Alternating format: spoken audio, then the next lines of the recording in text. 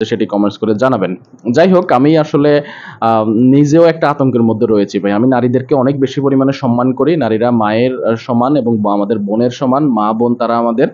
সুতরাং নারীদের সম্মানের জায়গাটা থেকে আমি নিজেও ভয়ে আছি, আতঙ্কে আছি। যদি সত্যিকার অর্থে এরকম ভিডিও ছেড়ে দেয় তাহলে আসলে মুক্তার অবস্থা কি হবে ভাই, ভাবতে পারতেছেন একবার? সে একজন মেয়ে। আমাদের সমাজে কত ধরনের অপকর্ম হয়, কত কিছু হয়। আল্লাহ এটার অবশ্যই হিসাব নিবেন যার, যার কাছ থেকে যারা এই দৌড়গুলো করে। কিন্তু আপনি একজন ছেলে হয়ে যদি একজন নারীর সম্মান নষ্ট করেন তাহলে সেটি কিন্তু কখনোই ভালো কিছু বয়ে আনবে না।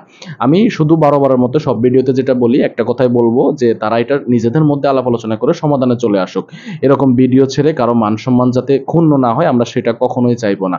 এবং যিনি ভিডিও ছাড়বেন বলে হুমকি দিয়েছেন সেই ভাইকে বলব, ভাই দরকার নাই ভাই, প্লিজ দরকার নাই, এরকম ভিডিও ছাড়ার দরকার নাই। আপনি তাদেরকে ক্ষমা চাইতে বলেন বা নিজেদের মধ্যে আলাপ আলোচনা করে তাদেরকে একটা সমাধানে আসতে বলেন যে একজন আরেকজনের প্রতি কাদা ছুড়বে না, কেউ কারো প্রতি আক্রোশ রাখবে না, হিংসা বিদ্বেষ কোনো কিছু রাখবে না এবং তারা কারো নাম কখনো কেউ উচ্চারণ করবে না। তারা আলাদাভাবে নিজেদের লাইফ সেটেল করবে, নিজেদের ভবিষ্যৎ নিজেরা পরিচালনা করবে। ঠিক আছে? এরকমটাই হইলে আমার মনে হয় যথেষ্ট।